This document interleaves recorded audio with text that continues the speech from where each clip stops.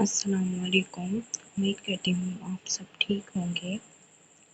آج کی ایپیسوڈ کی طرف بڑھنے سے پہلے آپ سب سے گزارش ہے جنہوں نے چینل کو سبسکرائب نہیں کیا وہ چینل کو سبسکرائب کر لیں اور آج کی ایپیسوڈ ریڈ کر کے ریویو دینا نہ بھولیں۔ میں نے کوشش کی تھی جلدی ایپیسوڈ دینے کی، لیکن میرے گھر مہمان آ گئے تھے جس کی وجہ سے میں نے جلدی نہیں دے پائی، لیکن پھر بھی میں نے لکھ کے آپ لوگوں تک پہنچائی ہے۔ میں نہیں جانتی کہ آپ لوگوں تک یہ ویڈیو کس ٹائم پہنچے گی، کیونکہ میں بھی 11-17 پہ وائس اوور کرنے لگی، پتہ نہیں کب تک آپ لوگوں تک پہنچے گی۔ میں نے اتنی مشکل سے آپ لوگوں کے لیے ایپیسوڈ لکھی ہے، تو رسپانس بھی اچھا دیجیے گا۔ بنا وقت ضائع کیے بڑھتے ہیں آج کے ایپیسوڈ کی طرف۔ کیسا یہ عشق ہے از قلم ہبہ خان، قسط نمبر 32۔ ہما کمرے میں بیٹھی مسلسل رانیہ کے بارے میں سوچ رہی تھی کہ کیسے اسے کڈنیپ کروایا جائے۔ وہ نفرت میں اتنی آگے بڑھ چکی تھی کہ اسے صحیح اور غلط کی پہچان نہیں تھی۔ وہ اس چھوٹی سی جان کو بھی کسی طور پر نہیں بخشنا چاہتی تھی۔ ابھی وہ یہ سوچ ہی رہی تھی کہ اسے اچانک سے الٹی آئی تھی۔ کچھ دنوں سے اسے اپنے جسم میں کچھ تبدیلیاں محسوس ہو رہی تھی جس پر وہ دھیان نہیں دے رہی تھی۔ کچھ دن پہلے اس کے جسم پر کچھ لال دھبے بن رہے تھے، لیکن اس نے عام الرجی سمجھ کر اس کی میڈیسن لیتی رہی تھی، اور کبھی وہ ٹھیک ہو جاتے، کبھی دوبارہ بن جاتے تھے۔ لیکن ہما کو اپنی حالت کی پرواہ ہی کب تھی؟ وہ دوسرے لوگوں کی زندگی تباہ کرنے کے علاوہ سوچ بھی کیا سکتی تھی؟ وہ واش روم میں بھاگی تو وہاں الٹی کرنے لگی، اور وہ یہ دیکھ کر حیران ہوئی تھی کہ اسے خون کی الٹیاں ہوئی تھیں جو مسلسل 5 منٹ تک کرتی رہی تھی۔ الٹی کرنے کے بعد وہ اپنا منہ ہاتھ دھو کر باہر نکلی تو اسے چکر سے آنے لگے تھے۔ ایک دم اسے پریشانی سے لاحق ہوئی تھی۔ وہ اپنے آپ کو سنبھالتی کچن میں گئی اور پانی پینے لگی، اور پھر دوبارہ سے کمرے میں آتے خود کو تیار کرتے ہاسپٹل کے لیے نکل گئی، تاکہ جو کچھ اسے تبدیلیاں محسوس ہو رہی تھی اور یہ خون کی الٹی، اسے کچھ اچھی علامت نہیں لگ رہی تھی۔ وہ اپنا چیک اپ کروانا چاہتی تھی، اس لیے وہ ہاسپٹل چلی گئی۔ تھوڑی دیر بعد وہ ہاسپٹل پہنچ گئی تھی۔ جی بولے ڈاکٹر، ہما کو دیکھتے ہوئے بولی۔ پھر ہما نے اپنے اندر ہوتی تبدیلیوں کے بارے میں بتانا شروع کیا تھا کہ کچھ دنوں سے اس کے جسم پر لال دھبے بن رہے تھے اور کچھ دنوں سے اسے بخار بھی ہے، جسے میں نے اگنور کر دیا تھا اور میڈیسن کھاتی تھی تو ٹھیک ہو جاتی تھی۔ 2 دن بعد پھر بخار ہو جاتا تھا اور مجھے کھانسی بھی بہت ہو رہی تھی، اور آج تو خون کی الٹی بھی آئی تھی، اس لیے میں بہت پریشان ہو گئی ہوں۔ میں پاکستان سے ہوں، لیکن مجھے یہاں کسی کام سے آنا پڑا تھا، اور یہاں آ کر میری طبیعت زیادہ خراب ہو رہی ہے، تو اس لیے میں چیک اپ کروانے چلی گئی۔ یہ علامات سن کر ڈاکٹر کو دھچکا لگا تھا، لیکن وہ پہلے کنفرم کرنا چاہتی تھی، دعا کر رہی تھی جو وہ سوچ رہی ہو انہیں یہ بیماری نہ ہو۔ ڈاکٹر نے انہیں حوصلہ دیا اور اس کا چیک اپ کیا اور رپورٹ کروائی، تو انہوں نے کہا کہ کل تک رپورٹ آ جائے گی۔ ہما بھی یہ سنتی کہ گھر واپس آ گئی اور کل کا انتظار کرنے لگی، لیکن اسے اپنی شیطانی دماغ میں رانیہ کو بھی کڈنیپ کروانے کے بارے میں خیال بھی آیا تھا، اس لیے وہ گھر آتے ہی اس نے اپنے ایک آدمی کو کال کی جو کہ پاکستان میں بیٹھا تھا اور رانیہ لوگوں پر نظر رکھ رہا تھا۔ ہما کے ارادے ٹھیک نہیں تھے۔ وہ اپنے آدمی کو کہہ کر رانیہ کو کڈنیپ کروا کر اسے کھوٹے پر پہنچا سکے۔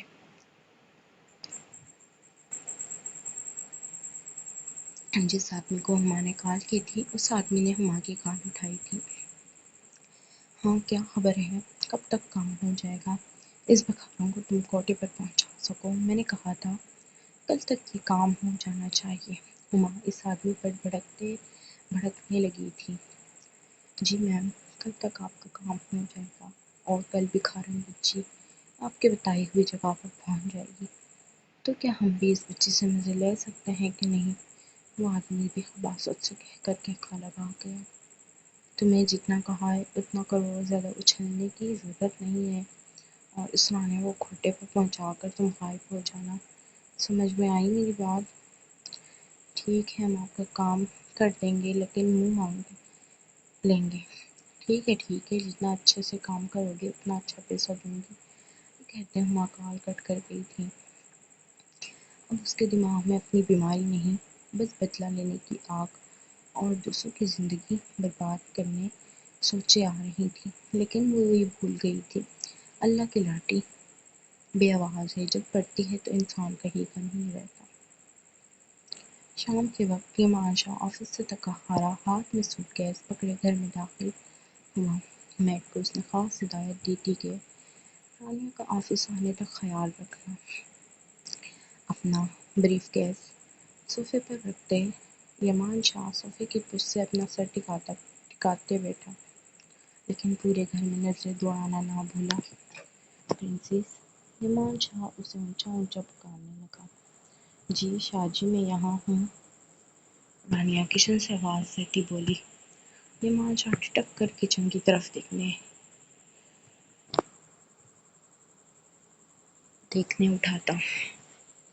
سامنے ہی رانیہ سر پر دوپٹہ باندھے روٹیاں بنانے کی کوشش کر رہی تھی، ساتھ میں ایک میڈ کھڑی اسے سکھا رہی تھی۔ پرنسس، یہاں کیا کر رہی ہو؟ اور آپ کو میں نے سختی سے منع کیا تھا رانیہ کو کوئی کام نہ کرنے دیجیے گا۔ یمان شاہ سرد لہجے میں میڈ کو دیکھتے بولا۔ اف اللہ، شاہ جی انہیں نہ ڈانٹیں، یہ تو مجھے منتیں کر رہی تھی۔ بی بی جی آپ نہ کریں، صاحب ڈانٹے گا، لیکن میرا دل کر رہا تھا آپ کے لیے میں آج اپنے ہاتھوں سے روٹیاں بناؤں۔ بور ہو رہی ہوں، رانیہ صفائی دیتی بولی۔ میڈ کو یمان شاہ نے جانے کے لیے اشارہ کیا، جس کو مطلب سمجھتے میڈ اپنے گھر چلی گئی۔ رانیہ گرین کلر کا کرتا تقاطع فراک پہنے اس وقت سبز باغ کی طرح کھل رہی تھی۔ اوپر سے بکھرا الجھا بنا اس کا جوڑا ناخیر مہکتا سراپا۔ یمان شاہ گہری نظروں سے اسے دیکھنے لگا، جو چوکی پر کھڑی بیلن سے روٹی بیلنے کی کوشش کر رہی تھی۔ قد اس کا اتنا چھوٹا تھا کہ وہ سلیب تک پہنچ نہیں سکتی تھی، مجبوراً چوکی پر کھڑا ہونا پڑ رہا تھا۔ پرنسس، رہنے دو اسے، تم سے نہیں بننے والی۔ یمان شاہ مسکراہٹ ٹھوکتے بولا۔ جس طرح تیز تیز رانیہ بیلن چلا رہی تھی اس سے شاید روٹی بنتی ہی نہیں۔ نہیں شاہ جی، قسم لے لو، آج تو میں روٹی بنا کر ہی دم لوں گی، مجھے روک کے مت، رانیہ زندگی انداز میں بولی۔ یمان شاہ نے مسکرا کر اسے اپنے گھیرے میں لیا اور کندھے پر اپنی تھوڑی جما دی۔ شاہ جی کیا کر رہے ہیں، تنگ نہ کریں۔ رانیہ اپنی گردن پر یمان شاہ کے لبوں کو محسوس کرتے بولی اور روٹی توے پر چڑھانے لگی، جو کہ توے پہ کم اور باہر زیادہ پڑی تھی۔ شاہ جی دیکھو، میں نے بنا لی روٹی۔ رانیہ خوشی سے اپنی روٹی کی طرف اشارہ کرتی بولی۔ پہلی دفعہ اس نے روٹی بنائی تھی۔ شادی سے پہلے اس کی اماں اسے بنانے نہیں دیتی تھی، اور شادی کے بعد اس کا شاہ جی۔ لیکن آج تو اس نے پکا ارادہ کیا تھا وہ روٹی بنا کر ہی دم لے گی۔ یہ روٹی ہے یا پاکستان کا نقشہ؟ یمان شاہ کو بے اختیار ہی ہنسی آئی تھی۔ شاہ جی آپ میری روٹی کا مذاق نہ اڑائیں، میں اس سے بھی اچھی بنوا سکتی ہوں۔ ابھی تو ایک ہی خراب ہوئی ہے، ابھی دیکھیے گا دوسری اچھی بنے گی۔ ٹھیک ہے پرنسس، روٹی کو ابھی چھوڑو، ابھی میرے ساتھ اوپر چلو۔ آپ نے آج قرآن پاک بھی نہیں پڑھا، دیر ہو رہی ہے نا، چلو قرآن پاک پڑھتے ہیں۔ رانیہ کے تو کچن سے جانے کا کوئی بھی آثار نظر نہیں آ رہے تھے، لیکن قرآن پاک کا نام سن کر اس نے جلدی سے اپنے ہاتھ آٹے سے نکالے اور کہا کہ چلے شادی چلتے ہیں قرآن پاک پڑھنے۔ یہ ماں بھی کھل کر مسکرایا تھا۔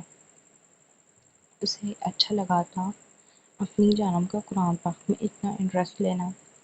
ساتھ ہی اس کا ہاتھ پکڑا اور کچن سے نکال کر وہ دونوں کمرے کی طرف بڑھ گئے تھے۔ جبران باتھ روم سے نکلتے جبران کو دیکھتے مام صرف لرزتی دروازے پر کھڑی جبران شاہ کو پکارنے لگی۔ رات کا کھانا کھا کر ماہم کا کب سے دل خراب ہو رہا تھا۔ اسے 2 سے 3 دفعہ افکاریاں آ چکی تھیں جسے وہ اگنور کر گئی تھی، لیکن ابھی جیسے ہی وہ روم میں آئی اسے پھر سے افکاریاں آنے لگیں۔ وہ میٹنگ کر کے منہ نہ ڈھال سی جبران کے ساتھ بیڈ پر جا بیٹھی۔ کیا ہوا تمہیں؟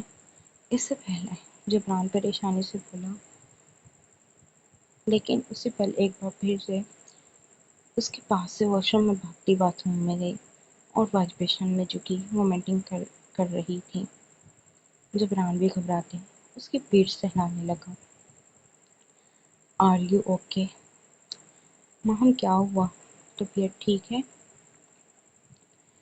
تقریباً 10 منٹ بعد ماہم نے وومیٹنگ کرتے سر واش بیسن سے اٹھایا تھا۔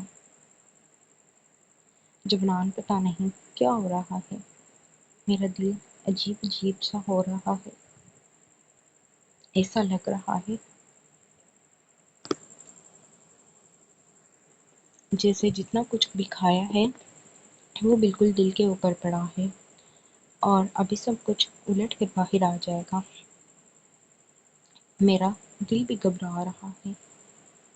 آپ میرے ماتھے پر دیکھیں، کتنے ٹھنڈے ٹھنڈے پسینے آ رہے ہیں۔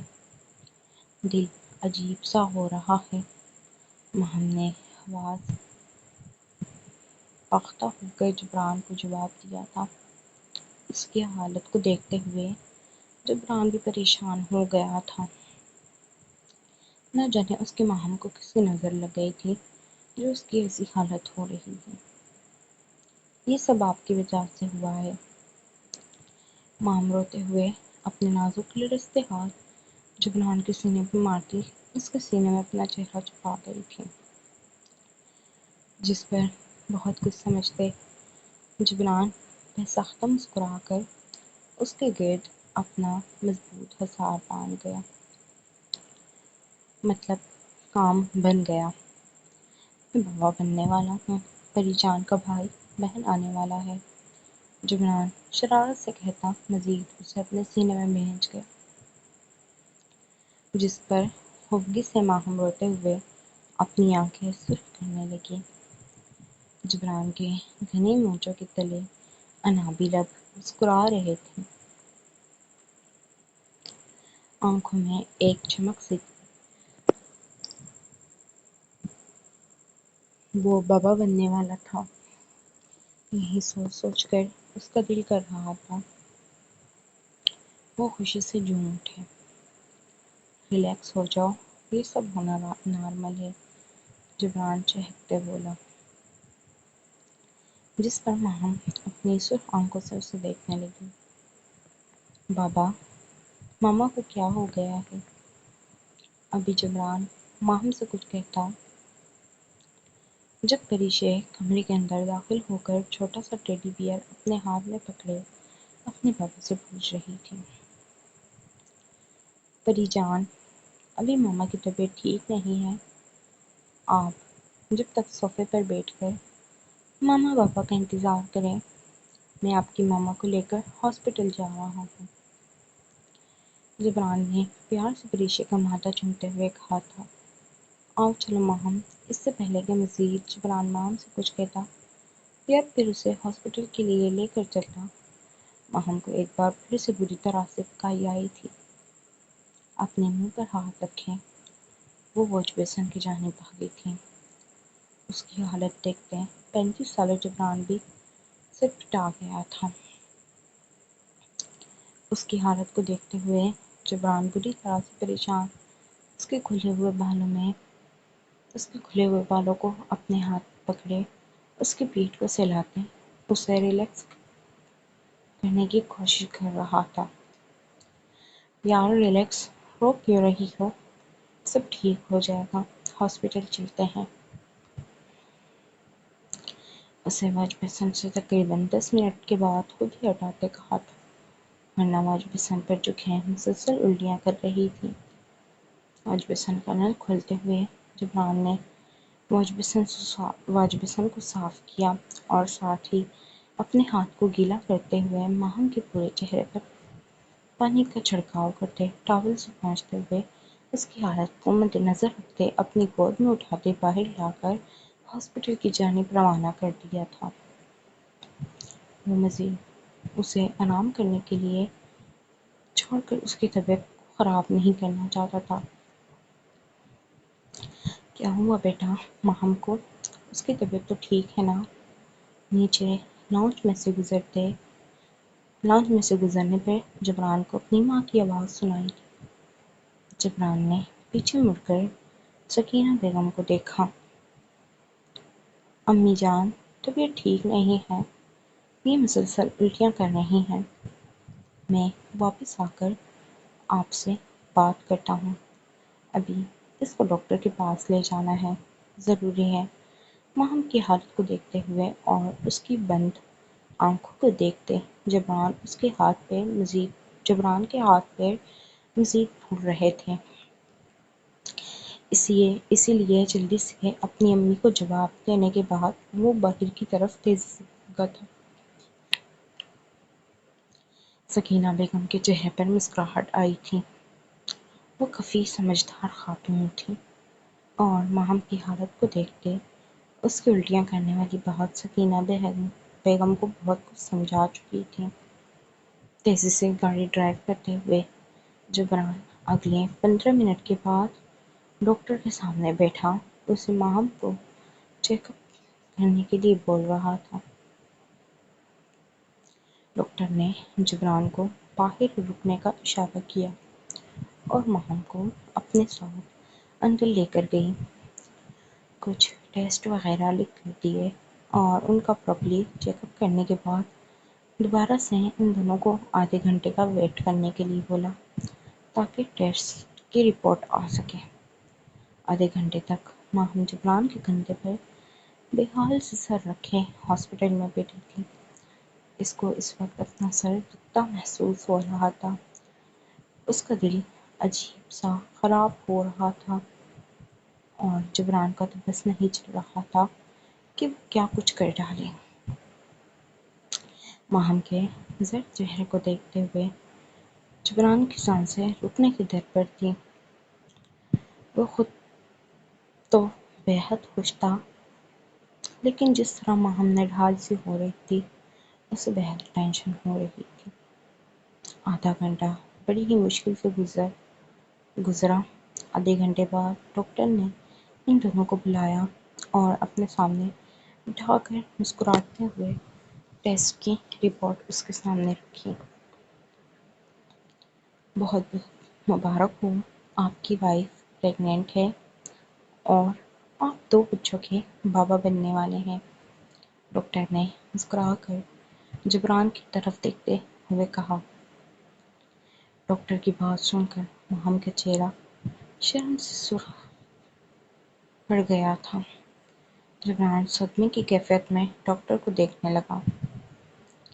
ڈاکٹر کے 2 بچوں والی بات پر وہ اپنے دھک دھک کرتے دل کے ساتھ سوالیہ نظروں سے ڈاکٹر کو دیکھنے لگا، جیسے اسے سننے میں کچھ غلطی ہوئی ہو۔ جی 2 مطلب؟ جی آپ 2 بیبیز کے بابا بننے والے ہیں۔ جبران کے چہرے پر بڑی ہی گہری مسکراہٹ نے احاطہ کیا تھا۔ اسے اندازہ تھا، لیکن اب اندازہ یقین میں بدل چکا تھا، اوپر سے اتنی بڑی خوشی کہ پھولے نہیں سما رہا تھا۔ وہ 2 بچوں کا باپ بننے والا تھا۔ اس کا دل کر رہا تھا چیخ چیخ کر دنیا والوں کو بتا دے وہ 2 بچوں کے بابا کے عہدے پر فائز ہونے والا ہے۔ آپ اپنی وائف کے کھانے پینے کا بہت خیال رکھیں، انہیں کوئی اسٹریس نہ دیں۔ ان کی طبیعت اس لیے ناساز ہو رہی ہے کیونکہ ٹوئنز بیبی ہیں۔ ڈاکٹر پرچی جبران کو پکڑاتے بولی۔ بہت بہت شکریہ آپ کا ڈاکٹر، جب نے ڈاکٹر کا شکریہ ادا کرتے ماہم کا ہاتھ ہمیں خوشی سے روم سے نکلا تھا۔ جاری ہے، امید کرتی ہوں آج